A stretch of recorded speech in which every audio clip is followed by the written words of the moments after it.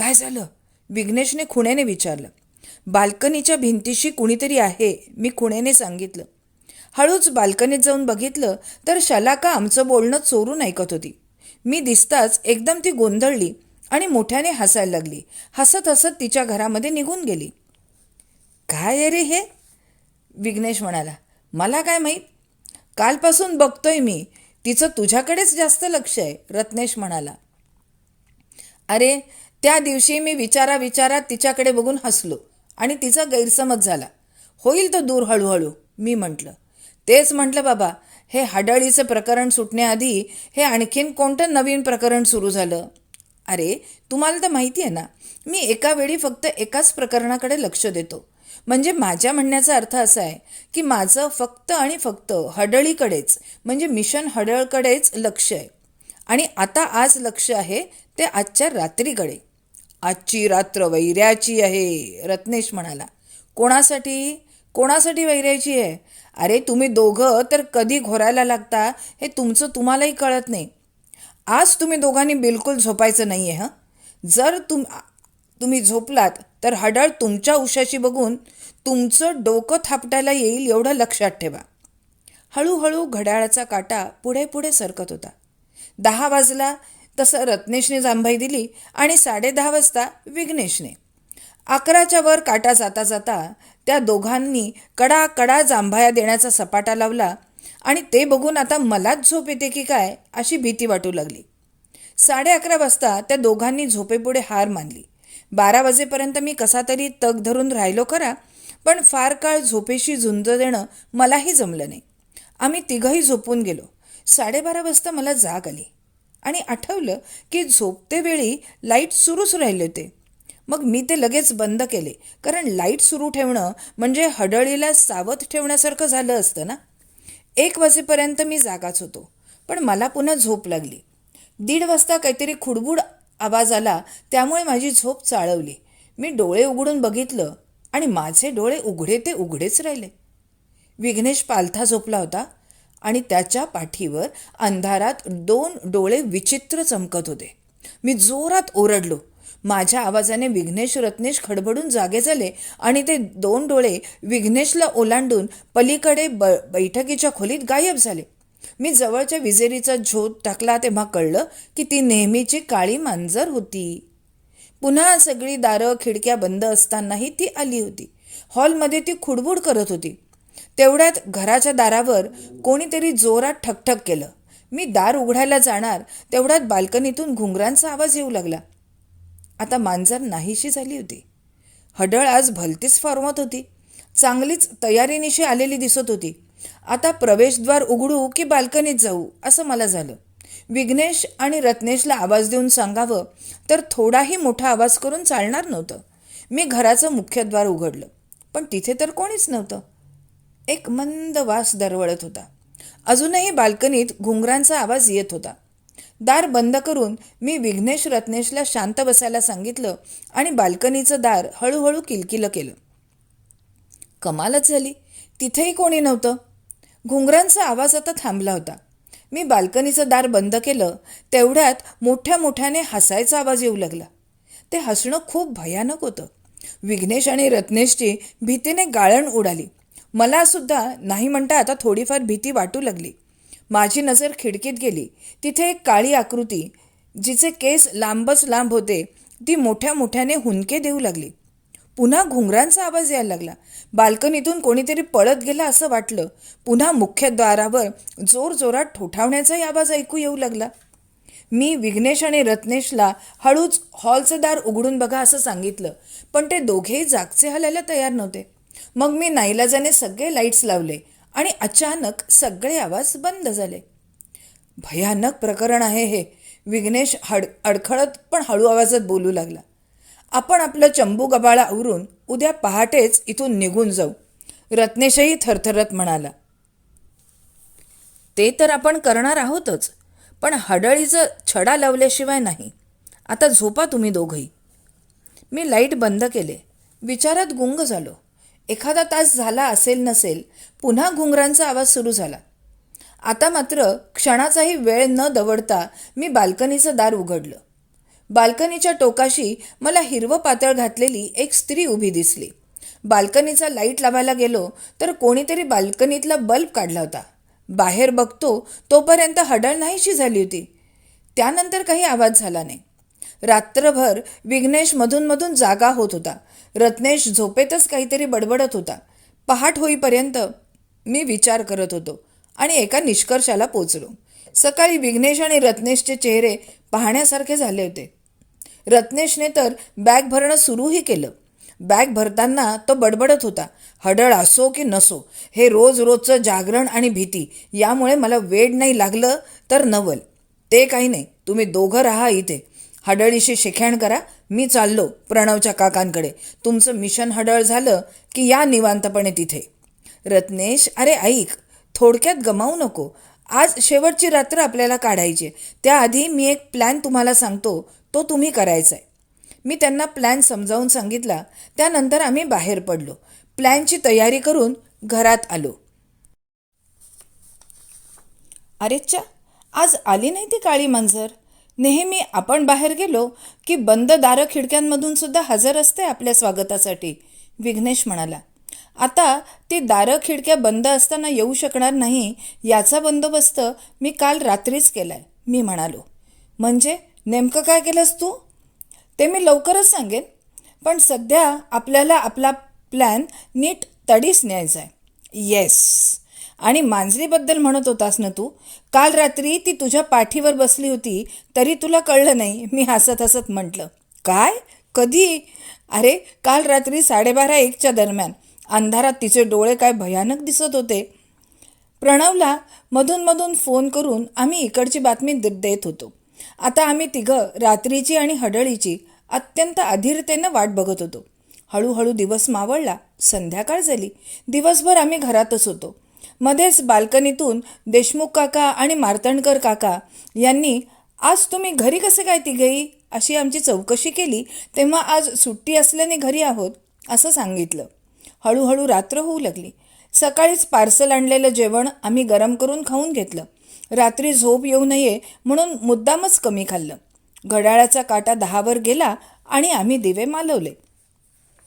11 वाजेपर्यंत विघ्नेश आणि रत्नेशची काहीतरी खुसूरफुसूर चालली होती. मग त्यांना शांत रहा असं खूण केल्यावर ते निमूट बसले. काही वेळानंतर, हे असं शांत बसून कोणाची वाट बघणं फार त्रासदायक आहे बुवा, रत्नेश म्हणाला. पण आपण इथे कोणाची नाही तर स्पेशल हडळीची वाट बघतोय, त्यामुळे शांत राहणं आवश्यक आहे, विघ्नेश म्हणाला. 2-4 सेकंद शांत राहून पुन्हा रत्नेश आणि विघ्नेश खुसफुस चालू झाली. हे स्पेशल हडळ म्हणजे काय रे? ही साधी हडळ, ही स्पेशल हडळ, असं काही असतं का?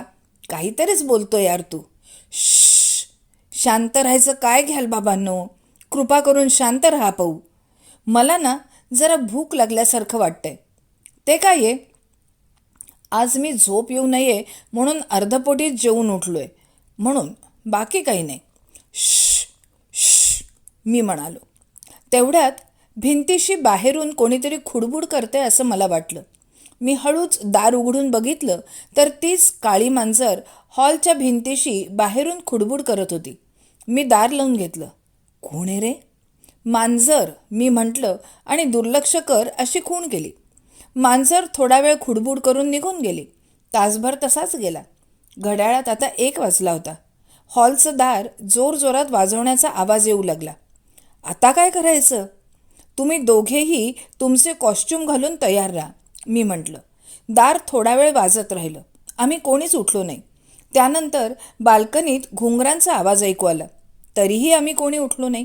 कालसारखंच सगळं झालं. खिडकीबाहेर आकृती, तिचं हसणं, मग हुंदके देणं, मग पुन्हा घुंगरांचा आवाज, पुन्हा हडळ बाल्कनीतनं धावत गेली. मी हळूच बाल्कनीचं दार उघडून बघितलं तर ती हडळ कालच्याच प्रमाणे बाल्कनीच्या टोकाशी, जिथे खाली जायचा जिना सुरू होतो, तिथे उभी होती. त्यानंतर मी घरात बघून विघ्नेश आणि रत्नेशला खूण केली. तेवढ्या वेळात अपेक्षेप्रमाणे हडळ गायब झाली. आणि त्यानंतर मात्र कालच्याप्रमाणे झालं नाही. त्यानंतर सटाक असा आवाज आला आणि त्या पाठोपाठ मेलो मेलो असा आवाज आला. ठरल्याप्रमाणे विघ्नेश रत्नेश बाल्कनीचं दार उघडून बाहेर गेले आणि लगेच एक मोठी आरोळी ऐकू आली. तो मोठा आवाज ऐकून शेजारचे देशमुख आणि मार्तंडकर काका धावत त्यांची बाल्कनी ओलांडून आमच्या बाल्कनीत आले. आम्ही सगळे धावत जिन्यात गेलो. तिथे हिरव्या नऊवारीतली व्यक्ती बघून आम्ही सगळे आश्चर्यचकित झालो.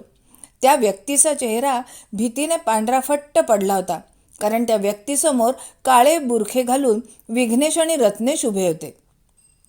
त्यांना बघून हडळ चक्क घाबरली होती. मी प्रणवला आधीच फोन करून इकडे बोलवलं होतं, पण तो अजून आला नव्हता. त्याऐवजी त्याचा फोन आला. हॅलो राघव, मी यायलाच निघालोय, पण काका अचानक कुठे गेले कळत नाही. काकूंनाही माहिती नाही. अरे काही काळजी करू नको, इथेच आहेत तुझे काका, तू लगेच ये मात्र. काका हे घ्या पाणी, खूप घाबरलेले आहात तुम्ही. चला आपण आत बसू, तोपर्यंत प्रणव येईलच. प्रणवचे काका फारच शर्मिंदे झाले होते. आम्ही त्यांना घरात आणून बसवलं. देशमुख काका आणि मार्तंडकर काका गोंधळून एकमेकांच्या तोंडाकडे बघू लागले. तेवढ्यात देशमुख काकू, शलाका त्याही आल्या. प्रणवच्या काकांना हिरव्या पातळात बघून त्या अचंबित झाल्या. तशीच अवस्था थोड्या वेळाने आलेल्या मार्तंडकर काकू आणि विनोदची झाली. एव्हाना प्रणवसुद्धा त्याच्या काकूला घेऊन आला होता. सगळ्यांना बघून प्रणवचे काका फारच खजील झाले होते. काका, आता आणखीन सस्पेन्स ताणण्यात अर्थ नाही. तेव्हा तुम्ही इतक्या दिवसांपासून असं का करत होतात ते सांगून टाका बरं. मला जरा पाणी मिळेल का प्लीज. मी त्यांना आणखीन थोडं पाणी दिलं. ते पिऊन त्यांना बरं वाटलं आणि ते सांगू लागले. माझा एक बिल्डर मित्र आहे. त्यानेही 3ही दुमजली घरं, म्हणजे माझं, देशमुखांचं आणि मार्तंडकरांचं घर चांगल्या किमतीत घेण्याची तयारी दाखवली. ही घरं पाडून त्याला मोठे कॉम्प्लेक्स बनवायचेत. त्यात तो मला पार्टनर म्हणून घेणार होता. मी तशी वर्षभरापूर्वी या दोघांनाही विचारून बघितलं, पण दोघंही घर विकायला तयार नव्हते. प्रणवचे काका देशमुख आणि मार्तंडकर यांच्याकडे बघत म्हणाले, म्हणून तुम्ही गेल्या काही महिन्यांपासून हे हडळीचं सोंग घेतलं? बाप रे, तुमच्याकडून अशी अपेक्षा नव्हती हो. आम्ही तर पुढच्या महिन्यात भूताच्या भीतीनं घर विकून दुसरीकडे जायला निघालो सुद्धा होतो. रोज रोज त्या घुंगरांचा आवाज ऐकून आणि भिवून भिवून जगून आम्ही कंटाळलो होतो. अहो, पण असं तुम्ही करत होतात हे इतक्या दिवसांचं तुमची बायको असून सुद्धा मला कसं काही नाही कळलं? जरा स्वतः आपण हार्ट पेशंट आहोत याची तरी जाणीव ठेवायला हवी होती तुम्ही. प्रणवची काकू म्हणाली. तू गाढ झोपल्यावर मी इथे येत होतो, काका म्हणाले. परंतु काका, तो भीषण हसण्याचा आवाज आणि हुंदक्यांचा आवाज ते तुम्ही कसे काढायचात? तो यात हसण्याचा, रडण्याचा, घुंगरांचा सगळे आवाज मी आधीच रेकॉर्ड करून ठेवले होते. प्रणवच्या काकांनी छोटा टेप रेकॉर्डर दाखवला. पण तुला कसं काय हे सगळं कळलं? प्रणवने मला विचारलं. आधी माझा संशय देशमुख कुटुंबावर होता. असं मी म्हणताच शलाका लगेच म्हणाली, का? आमच्यावरच का म्हणून? कारण त्या दिवशी तुमच्या बाल्कनीत आता प्रणवच्या काकांच्या अंगावर आहे अगदी तसंच हिरवं पातळ वाळत होतं. ते बघून मी विचार करत होतो, तेवढ्यात तू येऊन त्या पातळाकडे काय एवढं निरखून बघायचं असं म्हणून हसत हसत निघून गेलीस. तेव्हा मी त्या विचारात होतो आणि त्या विचारातच मी हसलो होतो. आदल्या रात्री बघितलेल्या हडळीची आणि तुझी उंची मला सारखी वाटली. पण हडळ गेल्यावर जो वास दरवळत होता तो तू लावलेल्या परफ्यूमसारखा नव्हता. मग आम्ही सत्यनारायणाच्या प्रसादासाठी मार्तंडकरांकडे गेलो.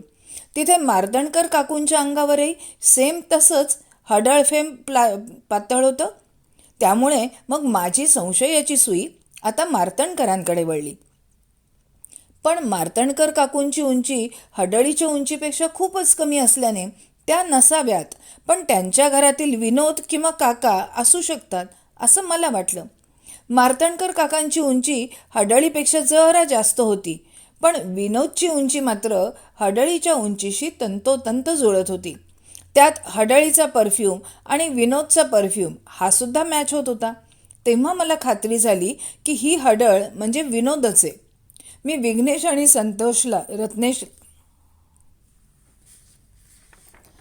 विघ्नेश आणि रत्नेशला प्लॅन समजावून सांगितला आणि आम्ही रात्री हडळ यायची वाट बघू लागलो. मला कालच्या अनुभवावरून हडळीचा क्रम माहिती झाला होता.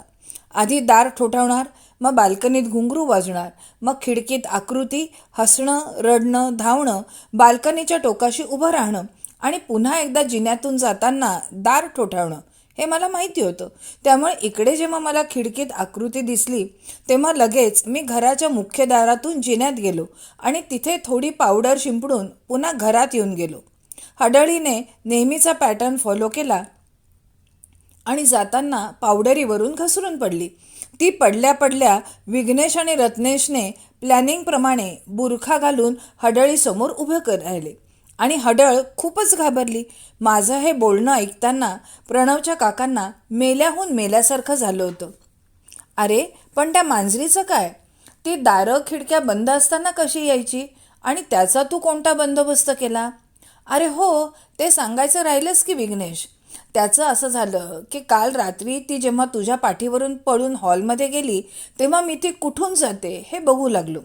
तेव्हा मला दिसलं की ती हॉलमधल्या जड पलंगाखाली गेली आणि तिथून नाहीशी झाली. तिथे मी वाकून बघितलं तर मला दिसलं की तिथे एक मोठं छिद्र आहे जिथून मांजर सहज आतबाहेर करू शकते. पण त्या छिद्राचं कापडी आवरण भिंतीच्या रंगाचं असल्याने आत्तापर्यंत कोणाच्याच लक्षात आलं नाही. ती आयडिया प्रणवच्या काकांचीच होती, हो ना काका? प्रणवच्या काकांनी मान डोलावली. बाप रे, पण एवढा सगळा उपद्व्याप कशाला केला तुम्ही? त्यात अनेक भाडेकरूंनाही घाबरवलं. त्यातला एखादा घाबरून मेला असता तर काय भावात पडलं असतं हे दळभद्री लक्षण. प्रणवच्या काकू आता खूप चिडल्या होत्या. काका खालमानेनं सगळं ऐकत होते. मला तर स्वप्नात पण वाटलं नाही की काका यामागे तुम्ही असाल. असं होतं तर तुम्ही राघवला इथे आणण्यास मला विरोध का नाही केला? प्रणवने विचारलं.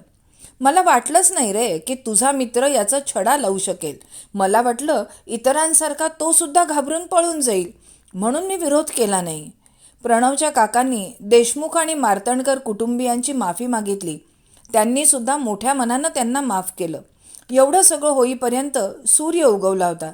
देशमुख काकांनी मोठ्या मनाने आम्हा सगळ्यांना त्यांच्याकडे चहाला बोलवलं. तिथे सगळेजण हॉलमध्ये बसलेले होते. मला रहस्य उलगडल्यामुळे आता खूप मोकळं मोकळं वाटत होतं. मी ताजी हवा खाण्यासाठी त्यांच्या बाल्कनीत उभा राहिलो तेवढ्याच शलाकाने मला चहाचा कप दिला. ती आता गंभीर वाटत होती. आधीसारखं ही ही ही करून हसत नव्हती, कारण आता तिचा गैरसमज दूर झाला होता. तिच्या हातून कप घेत मी म्हटलं, शलाका, 1 मिनिट. तुझा गैरसमज दूर झालेला असेलच, पण मला एक गोष्ट तुला सांगावीशी वाटते. कोणती? सध्या तू काय शिकतेस? मी FYBSCला आहे. म्हणजे सध्या तू केवळ 18 वर्षांची आहेस. त्यामुळे सध्या तू तुझं शिक्षण, करिअर याकडे लक्ष द्यावंस असं मला वाटतं.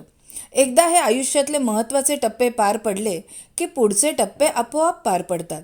तू एक चांगली सुस्वभावी मुलगी आहेस म्हणून मला हे तुला सांगावंसं वाटलं. तुला कळतंय ना मला काय म्हणायचं आहे ते? हो, मला कळलंय. माझी आईसुद्धा म्हणते की जास्त भोळं राहून जमत नाही जगात, सावध राहिलं पाहिजे. करेक्ट. तुला व्यवस्थित कळलंय मला काय म्हणायचं आहे ते. तुझ्या उज्ज्वल भविष्यासाठी माझ्याकडून तुला हार्दिक शुभेच्छा. तिने माझे आभार मानले आणि ती आत गेली. सगळं सामान घेऊन आम्ही प्रणवच्या काकांकडे आलो. तिथे आम्ही चौघे गप्पा मारत असताना प्रणवच्या काकू येऊन आम्हाला म्हणाल्या, केवढं भीषण दिसत होते हे हिरव्या पातळात. तुम्हाला भीती नाही वाटली? 1 नाही 2 नाही, चांगले 4 दिवस राहिलात तुम्ही तिथे. आम्हाला खूप भीती वाटली काकू, पण हडळीचा छडा लावल्याशिवाय इथून जायचं नाही असं याने सांगून ठेवलं होतं. माझ्याकडे बघत विघ्नेश आणि रत्नेश म्हणाले. खरं सांगू का काकू, हडळीपेक्षा हे दोघं असं भयंकर घोरत होते की मी खरं तर त्यालाच घाबरलो होतो. विघ्नेश आणि रत्नेशकडे बघत मी म्हटलं तसे सगळे हसायला लागले. प्रणवच्या काका काकूंचा निरोप घेताना काकांनी पुन्हा एकदा माफी मागितली आणि पुन्हा असं न करण्याचं वचन दिलं. धन्यवाद. रसिक हो, ही रहस्य कथा कशी वाटली ते आम्हाला कमेंटमध्ये नक्की कळवा.